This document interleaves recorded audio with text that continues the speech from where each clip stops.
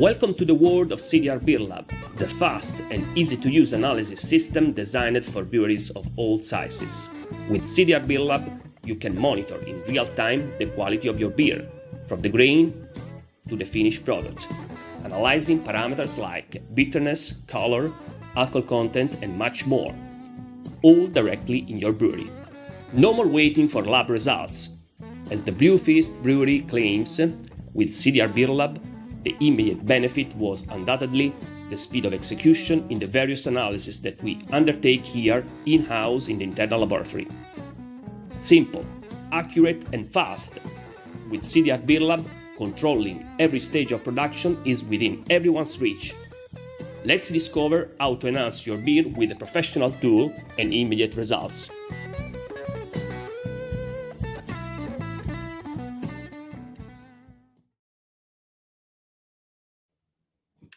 Hey everybody, my name is Meyer. Welcome to this presentation today. Plan to have a little bit of fun, but we're going to dig into some information and possibly come up with some challenging perspectives. So happy to answer any kind of questions and comments that you throw into the comment box. I'll ask you to keep it clean, but if you don't want to, you don't have to. Well, either way, I'll address it. So we're here to answer the questions today. Is there room for one more brewery? And this could be kind of the state of the craft beer industry and your place in it, whether there is a place. But like everything, I'm going to go through the data. I'm a very data-driven person. So when I say I'm happy to address comments and concerns that are on the opposite side, let's do that with data points, please. That's way more interesting to me, and I'm happy to go as deep as you want to go into doing that. So I'm using a lot of the Brewer Association numbers, but I'm also using my experience. Those of you who don't know me, which is probably most of you, I started a podcast in 2021 after writing a book and after 9 years in the industry. So I wrote a 55,000 word book starting in 2019 when my brewery was facing failure, which means I was facing failure. And I was trying to figure out why it looked like everybody around me was doing fantastically. And I just could not seem to get a distributor to market my new seasonal beer. And as I dug through that and made a list of all the things that I had done wrong in my career, it turned out from conversations with other brewers that they were making a lot of the same mistakes. So I put that into a book, and then I quickly realized that there was a lot more that needed to be shared. And so I started interviewing other breweries around the world that have gone out of business as well. So after about 80 interviews and 100 hours of content, I'm sort of combining and condensing all of that experience and information into what I'm kind of bringing to the table today. So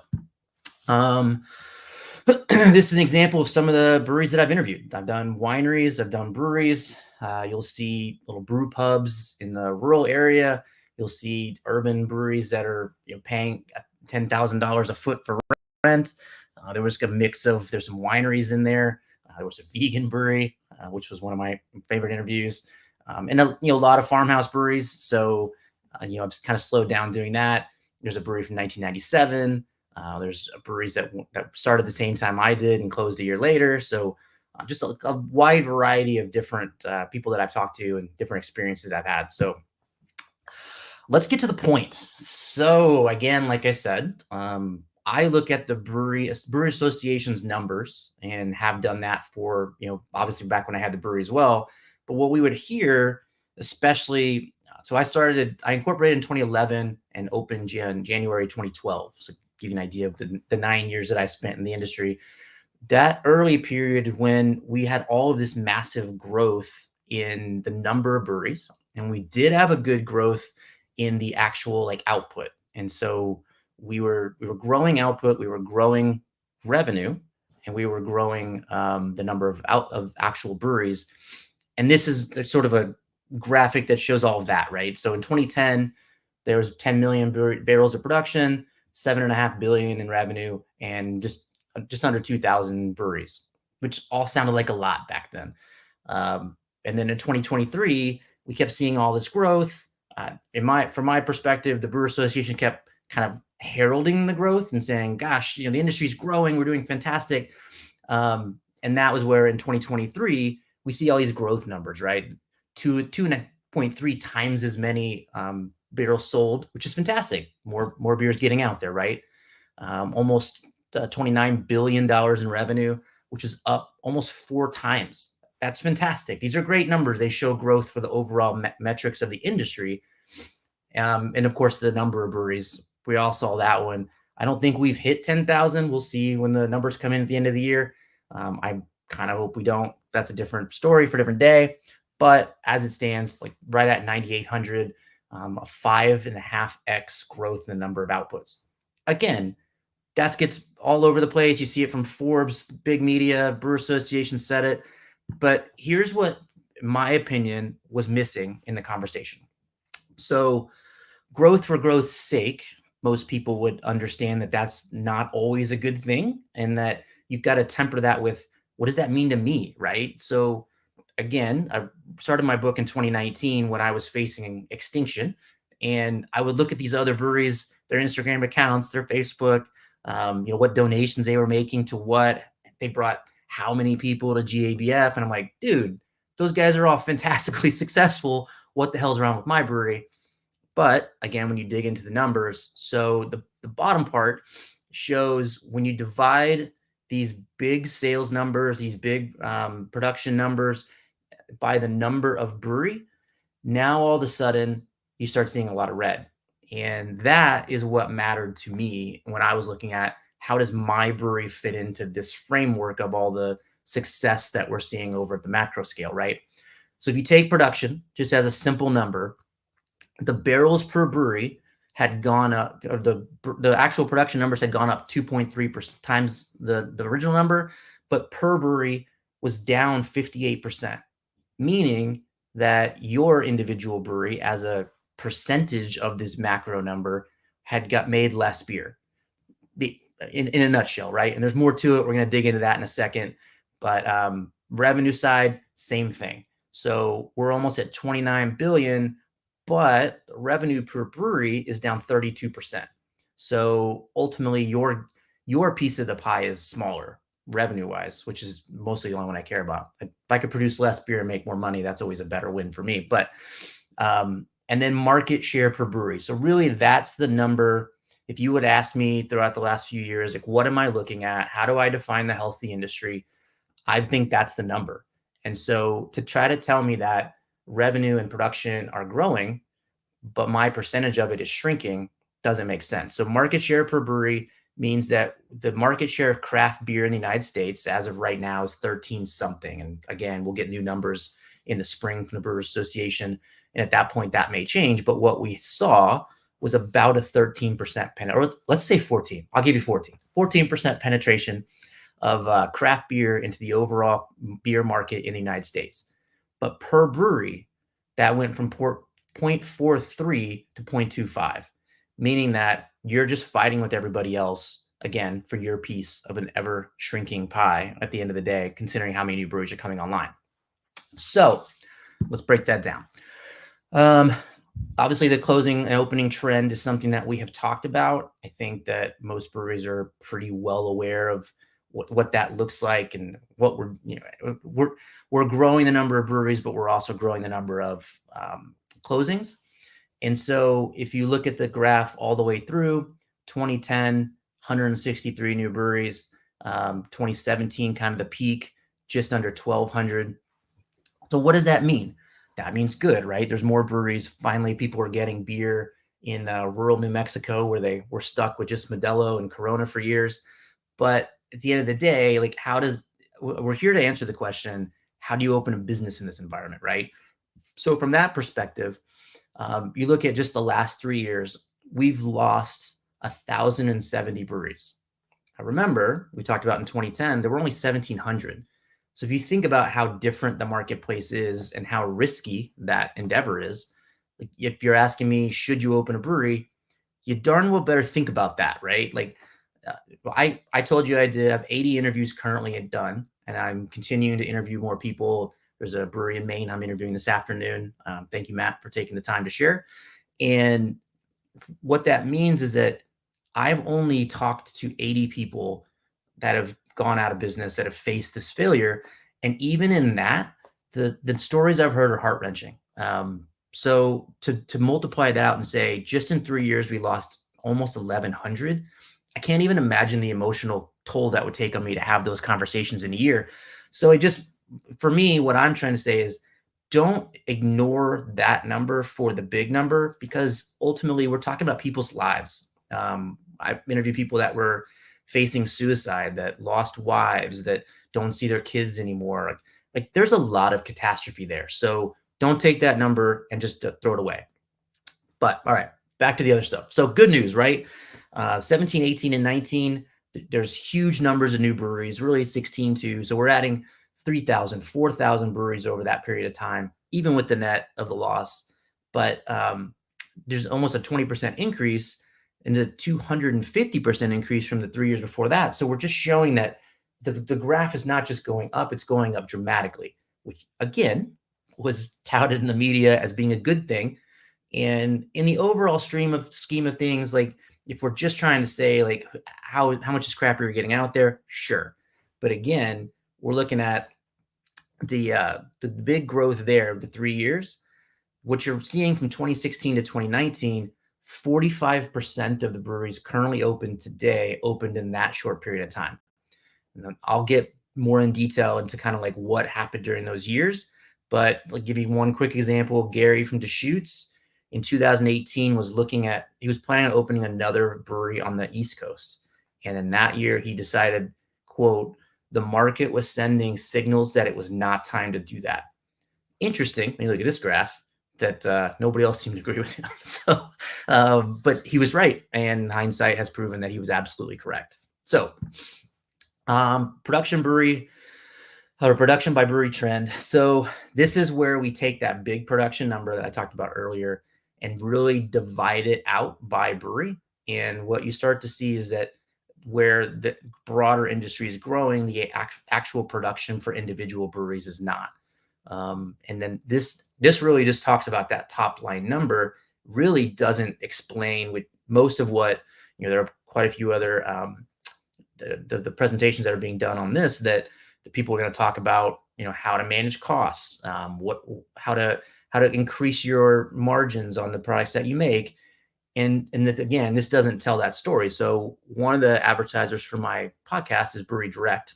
Thank you, Jesse. And one of the things that they told me is that the amount of costs, which we all know, but like, so just to put it into numbers, costs have gone up, right? A bag of 50 pounds in 2015 was $26.50. That same bag, same producer, is now $38.50. So a 32% increase in cost at the same time that the production per brewery has gone down.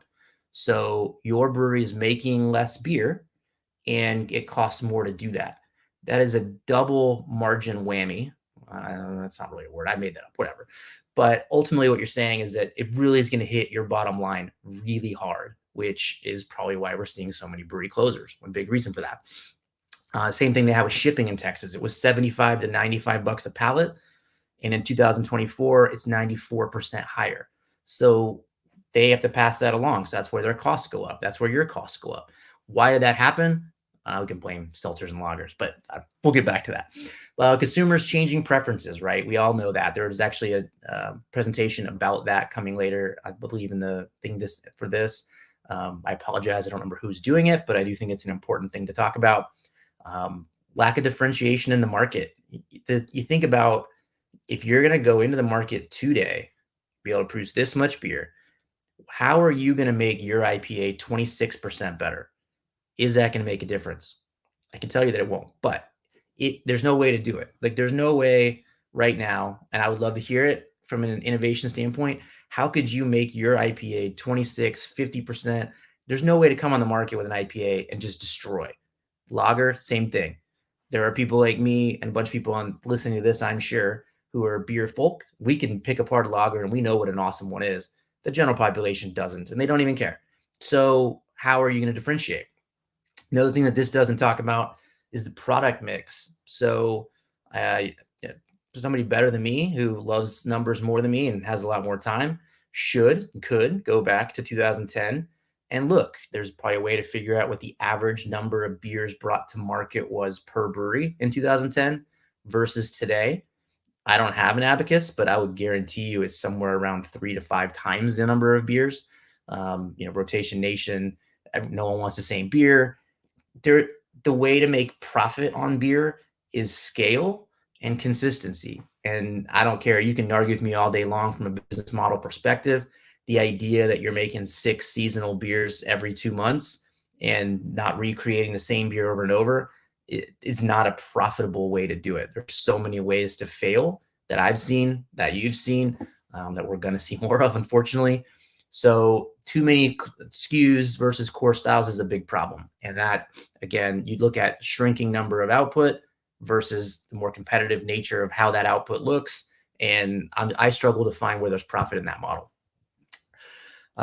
So market share by brewery, this is the one, like I said, it's my kind of like holy grail of the numbers. Like, do I want to open a business in an industry that tells me this? And again, I get it. We're going to talk about this in a little bit too. I'm kind of coming at this from the Wall Street analyst perspective. And this is a passion industry that we all want to make art, and it's really cool and fun, and you want to and do all that. Great. We'll get to that part. But what I'm talking about today is if I was an industry investor and I'm looking at the industry at large and I say, should I invest in an individual brewery? And I take a look at this number, it doesn't look good, right? So the market share per brewery has consistently dropped since 2015. So does that mean that the industry should have had 4,800 breweries and that's our kind of like number, and anything above that is a problem? I don't know. I'm not that guy. Go ask Bart Watson at the Brewer Association. He'd probably love to give me an answer on that one. Me, on the other hand, I'm just going to say simply that that's definitely possible. And if I was an analyst running charts and numbers and profit perspectives and projections, I would probably say that that makes a lot of sense. I think it was 13, maybe, might have been 14 that we crossed the largest number of breweries the United States had ever had. And no one seemed to take pause in that. It was cool. I'll give you that. Like, it's pretty awesome to think about the fact that we were sort of taking back beer from the pre-prohibition heights. But at the same time, it should give us pause. Anytime you have that much growth, even Warren Buffett would have said, maybe we should take a second and not invest in this hyper bubble thing. No one wanted to call it a bubble, sure. But what have we gained since then, as far as from an individual brewery perspective? And it looks tough, right? So we've got drops. And now we're at the point where the overall number of the overall outputs have dropped to the point that I don't know where an individual brewery fits in, trying to find a bunch of revenue, at least large scale for themselves. And again, we'll get to that even more so in a minute too. But so in 2020, the beer industry itself dropped 3%, grew 1% in 2022, and declined 5% in 2023. So that's a big net loss, right? So we're 7% decline in the total output, the total kind of like health and value of the industry. And yet new entrants are coming in saying, I want a piece of that pie. I've interviewed a couple of old school bros that, been around the beer industry forever, currently own a brewery. And they all articulate absolutely that if you open a brewery today, you're taking my sales. Maybe you deserve it. Maybe you're doing a better job. Maybe you're not. I mean, can't tell you how often I don't go to new breweries because they generally disappoint me from a flavor perspective. They're still fun and cool and whatever, but you start asking yourself, why did this beer need to exist versus the beer that was there? And you start creating a narrative around the industry of how many new entrants are really good for the competition piece. And granted, from a investment perspective, you have to have new entrants, new players to keep innovation strong, keep pushing the industry forward, and to keep consumers engaged. For one, like, I'm sorry, but the blonde that you started making in 2009, it just isn't interesting anymore. And maybe that's profitable, probably is, but at some point we need some industry churn. But how much, right? And who should you be taking it from? I've seen good breweries close, and that unfortunately does make me very sad when it's a good business model, good brewery, but there's just so many other breweries there in their space fighting for the same shelf space with more or less of an incentive to do it right, maybe a better way of saying it. So anyways, So 87% of beer consumed in America is not a craft beer. That is one of the things that I think we ignore a lot in the industry when we look at sort of where we're going and the health of it. And granted, we're using the Brewers Association's definition of craft beer. So think about that and what that means. You can agree or disagree with what that is. So that's a metric and a yardstick that we've chosen. But when you think about it, do I want to open a business in an industry that 87% of consumers say they don't want it? I don't think 87% of people that go to restaurants don't like Chinese food. I'll bet you 87% of people don't like, or less than 87% don't like Italian food. Most people would eat it sometimes, right? But these people are saying 87% of craft beer, 87% of beer sold in America is not craft beer. That is a tough market. Again, we're here to say whether or not you should be in it. I'll get to that later, but it's a tough market, no doubt. So market share by brewery trend does not talk about fucking seltzers and spirits and wine and RTD. The seltzers, based on Brewer Association's numbers, I'm not positive that those don't get somehow put in. It sounds like they were for a minute. We are self-reporting for breweries, so they don't want their output to fall. Maybe they're including those, maybe they're not. That's a different talk show. I don't want to dig into that, but let's say for sure that what you're seeing when you say market share by brewery, what's being taken is wine, spirits, RTDs. I've talked to many people in the wine industry, and it does not look like wine is growing. So spirits, more than anything, seems to be taking the lead, but beer's not. So there's that. So when you open a new brewery, where does your revenue come from? Again, it comes from some other brewery. So think about that when you're going to go in there. You're going into a market to be competitive. The idea of let's all get arm in arm and go up against the big guys, those days are gone. And I'm not sure that when we said it in 2012 that we were quite being accurate either, but that was the rally cry. When we opened our brewery, it was every brewery in Texas was, we're just going to take down the macros. And unfortunately, well, you could make the argument we've made an impact, right? It went from 8% or 7% to 13%. That's something. It just took way too many breweries to do it. That would be my argument. So before we get to the what you can do part, I do want to say quickly, distro is dead.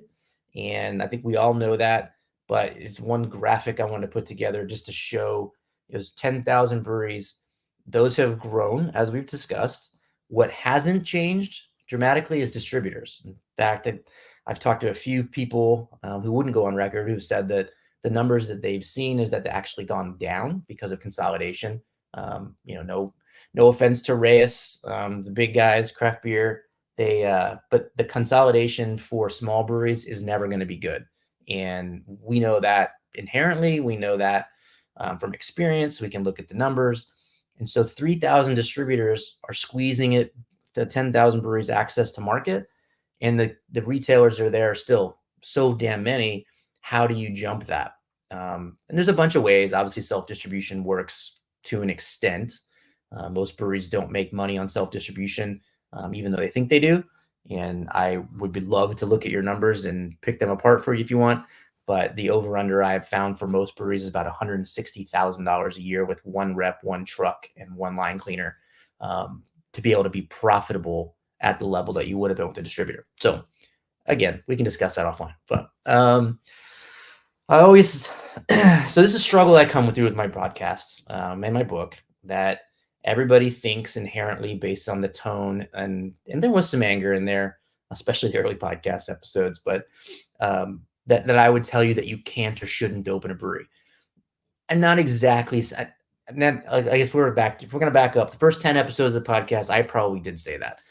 The last 70, I have not. And now where I'm standing is that I understand people are going to do it anyways.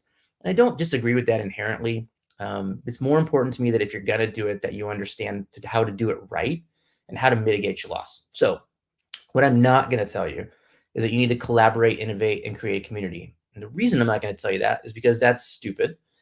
It's obvious you need to do those things, and it's obvious that those things aren't going to be enough. I think any idiot could tell you that. That one of the idiots who did tell you that is the outgoing president of the Brewers Association. And while I don't want to pick on the Brewers Association overall, that was a bonehead thing to say. Last year, he said collaboration and innovation were the only ways to save your brewery. It's not going to work. You're going to need a hell of a lot more than that. But if you don't have collaboration and innovation, you shouldn't be in the industry because you're going to struggle. That I get. But to say that that's enough it isn't the right story. So one of the things that I have learned in the podcast by talking to a lot of people is to decide which side of the bar you really want to sit on.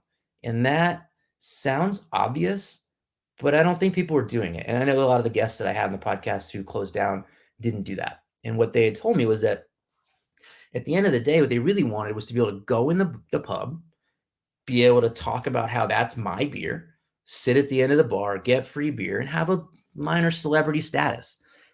You could do that in a bunch of different ways that would not put your family at risk. And maybe now's the right time to say, I did the math, and my wife and I lost somewhere around $700,000 on our brewery project. A bunch of different ways, but how it worked out. Don't feel bad for me. We've managed to make it back in the last 3 years since we found a real job. But when I went into the brewing industry, I expected to make a profit, not a big one, but I expected to sell my beer for more than it cost to produce it, and then get a paycheck while doing so. And so what I have found is that you can do that, but even breweries, for the most part, that tell me that they're profitable, they're not paying themselves. They're not paying down debt. A lot of times they're refinancing that. They're not paying investors back. There are a lot of reasons why they're not really making a profit as far as return on equity, meaning the amount of money it costs to buy all the things and maintain all of the equipment. There are a lot of ways to bury that where you're not really running profit, and you got it. So you can't do the brewery for profit, but there are ways to hedge your downside. And that's with investors that don't need to get paid back or don't want to get paid back. Maybe that's grandma and she's cool with it. That's up to you. My grandma wouldn't have been. She would have had me have an amortization schedule and interest to boot. But if you can find that deal, take it. Talk to breweries that were able to get free rent or free usage of a facility. Absolutely, if you can do that, go for it. But ask your family. And what I mean by that is that I still haven't fully apologized to my children when they were at the time, I guess, 2017. I think they would have been like 12 and 10, something like that. And the stress that I was under, the stress that caused my marriage with my wife, and how I wasn't able to show up for them in the way that I think that they deserved. And it wasn't all the brewery's fault, right? But the brewery caused a stress that I don't think was fair to them. Again, we've been able to make back that money that we lost. So now that they're in college, I'm able to finance that. But if I still had the brewery, I wouldn't have been. And that would have caused me stress and unhappiness. So when I say ask your family, I don't always just mean go up to your 12-year-old kid and say, hey, is it cool if I make beer instead of paying for college? But in a sense, I mean, look your family in the face, look yourself in the mirror, and understand whether this stress and this strategy that you're planning to employ to open a brewery, it's worth it, for lack of a better word. I just interviewed the next release is Tanglefoot, which is an all lager brewery in Temple, Texas. And Andy said straight up, the more he researched the model, it just isn't worth it to him. And he clarified that. Maybe it is to you. If it is, go for it. And then when you're doing it, celebrate every win. So Fetching Lab Brewery was a couple that I interviewed that had gone out of business. And Teresa had said that one of her strategies and philosophies for life was to celebrate every win. Awesome. You should do that. So along the way, if you knew you were going to lose in 9 years and go out of business, then you should celebrate that big night on Saturday, the getting your beer into the grocery store. Like have a celebration for all those little things, because they may be fleeting, and don't miss out on those opportunities. I think they're important. So this one is important. You rent, you die. I know this has been a bit of an argument in the industry overall, but I think that it's coming to fruition where there's not a lot of argument on the other side. So renting gives you a lack of control. For one, if you needed to pivot, add some usage, whether that's a restaurant or even a coffee shop, something else you need to add to your business, a retail component of whatever, you may have issues with your landlord not allowing you to do those things in that space. My brewery, for example, was owned by the restaurant across the street, or the building was, and so they wouldn't let us do food trucks without approval. And so that was a mistake that we made, because we never had plans to do a food truck. It's in my book, whole different argument of what I did wrong and why you shouldn't do that. But that was something I couldn't do. Rising costs with rent. If you have not been paying attention, you may not know that, but the rising costs of rent right now are just crazy. I think my business is paying almost double rent what it was when I left, and I wasn't profitable then, right? So how many breweries do you know that were struggling pre-COVID, and as rents and taxes, my taxes on that building more than doubled? And so how will you be able to mitigate that? You can't refinance it because it's not your asset, and the landlord's not going to let you refinance it. So when taxes go up, rent's going to follow because taxes are valuing the price of the building. You're going to have that issue. So don't rent. Niches get stitches. That's another one that I actually learned the hard way. I thought that going mixed culture in my brewery would be better, as did Bob at Saint Somewhere. Love you, bro. Cool guy. But Dos Luces, same thing in Denver. He had this awesome, cool business model targeting the Latino population, and it just didn't work. I told you about Andy, who his podcast episode gets released probably tomorrow or the next day, and he made all lagers, Czech lagers. They were amazing. One of my favorite breweries in the state. The beer was perfect. I don't want to say that, Andy, but as close to perfect as it could get. But he only made lagers. He refused to make IPAs. He wouldn't make a stout. And he said, I don't want to do that. I don't want to run that kind of brewery. I know what it would take, and that's not who I want to be when I grow up. That's admirable. But at the same time, it's not profitable. So don't specialize. You can't do it. And there's a other side of that where if you're all things to all people with nothing interesting and unique, that's not going to work either. But you got to find a balance in the middle. So hype is a flavor, beer's just the canvas. And that, unfortunately, I hate this personally, and it bugs the crap out of me, but it doesn't make any difference. The breweries that do well either by having a core SKU that continues to be driven, which is harder to do today than it used to be. But a lot of the big guys today, that's how they made it.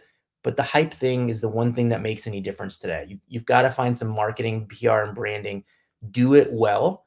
And it can't just be, hey, look, we got an ESB on Thursday and it's got local honey in it. That's just dumb. It has to be something great and has to get the attention of people who will buy it and will continue to buy it. And beer quality is not the thing that's going to sell your beer. I hate that.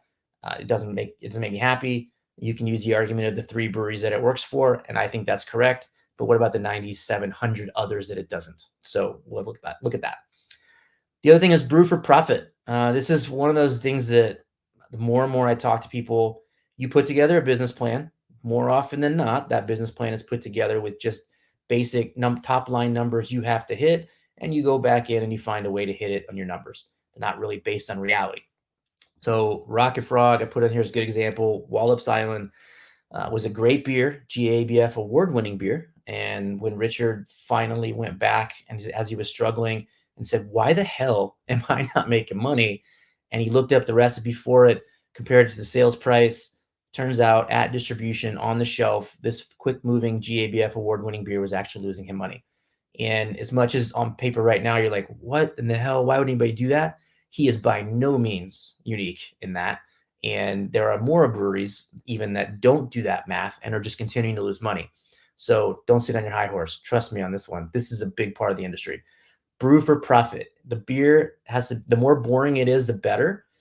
Generally, beauty is a bitch, meaning that you're not able to monetize the badass beer. You can still sell it, but can you sell it for a metric high enough above the tank time, the expense structure, and the sales volume that it does at retail? The answer is most likely not. And again, there's a brewery that does it and does it well. That is the exception that proves the rule, not vice versa. Like we talked about the IPA, your beer is not different enough to beat anybody else's.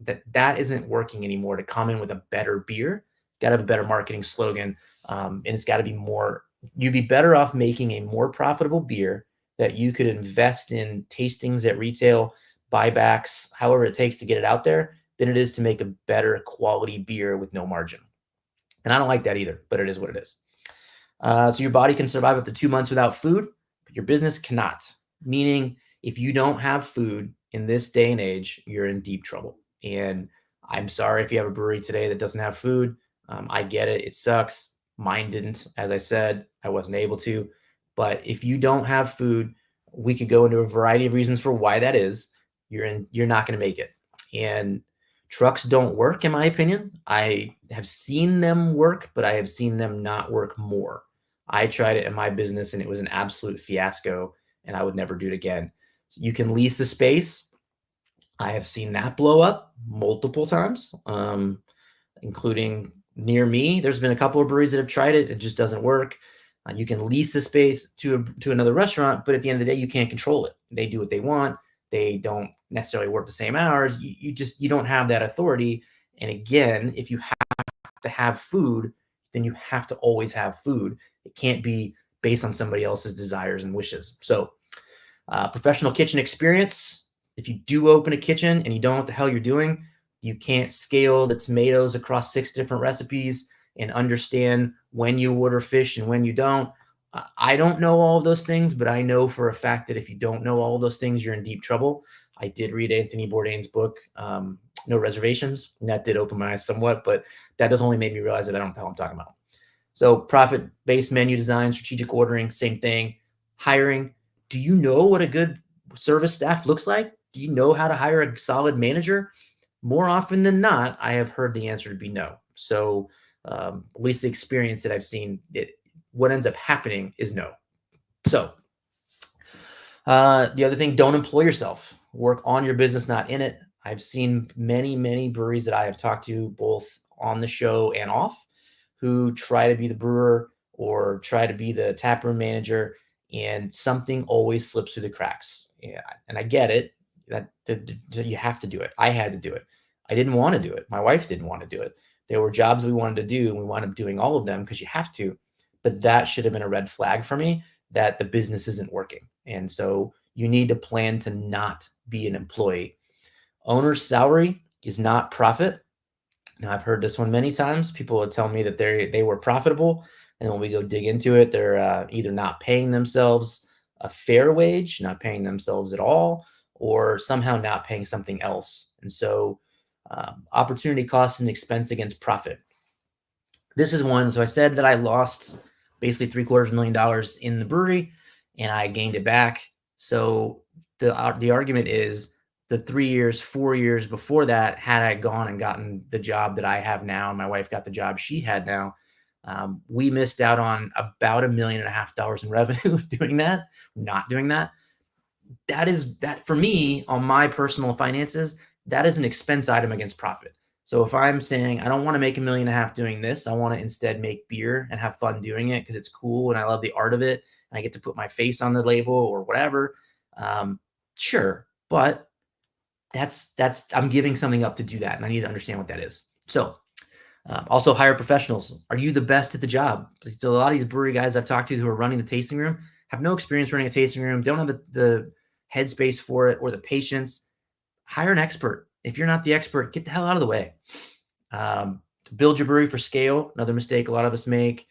Vessel count, flagship timelines, redundancy in the system. You've got to have a brewery that can do the volume that you need to do to be able to create the revenue that you need to be able to make the margin that you have to have. And you'd be surprised how many of them are not. Or if you've been experienced like me, maybe you wouldn't be. But tasting room seats. This is another one that just sometimes blows my mind. There's a new brewery in Austin that just opened off the highway, and the beer's actually fantastic. And I went in there and you start counting the seats and doing the revenue per hour, the amount that it costs to run that building. That business model makes no sense to me. And there is no way in that model with the number of seats in that building that they could ever be profitable. And it's sad because it's a simple thing. They could have added 27 feet out the back and expanded. That's what breweries have to start doing. You count the revenues per the seat you have and then multiply your revenue per seat by hour to see if you even have the potential in that space to be profitable. So in 2021, 80% of the breweries in the U.S. made less than 1,000 barrels of beer. What does that mean? That means they weren't profitable generally. That's about a $300,000 to $400,000 a year annual income if they hit 1,000. So somewhere top line, maybe 400 annual income down. So you start doing the math on what expenses go in there, you pay some taxes, and it's very, very ugly. So I don't want you to be in that situation. They also want to have your business plan based on reality. So batch cost drives everything. Sales projections, don't guess. Find out from another brewery what works and what doesn't, what was real numbers for them. Most sales projections I see, like I said, are someone who put together a top line number and then just figured out what sales they have to hit it so they can be profitable. There's no reality to that. There's no experience of like the bar across the street.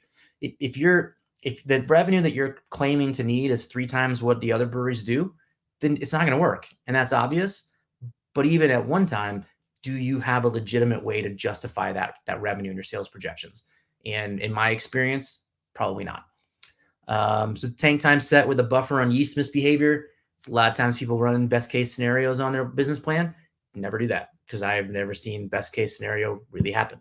So, and one of the things people have always said, to open another tasting room. I see this a lot. I'm just going to open another one.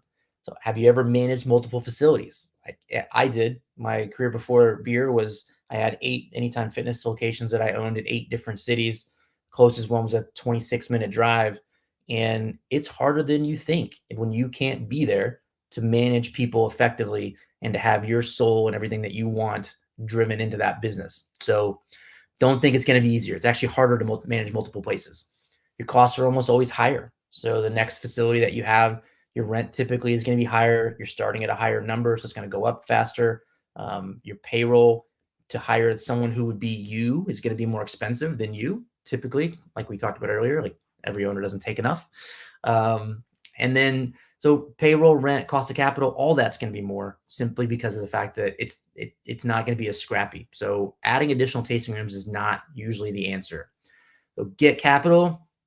You got to find a way to creatively get capital. And that can't just be grandma.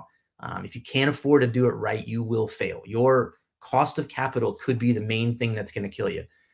Doing an SBA loan sounds great, but when the SBA loans for $1.5 million and that revenue number, that payment number adds to your bottom line, which takes from your margin, your top line, you're going to be strapped for cash in such a way that you're going to be in a lot of trouble. Now, there are ways to do it. We talked to Jason Sleeman, lender who was on the show a while back.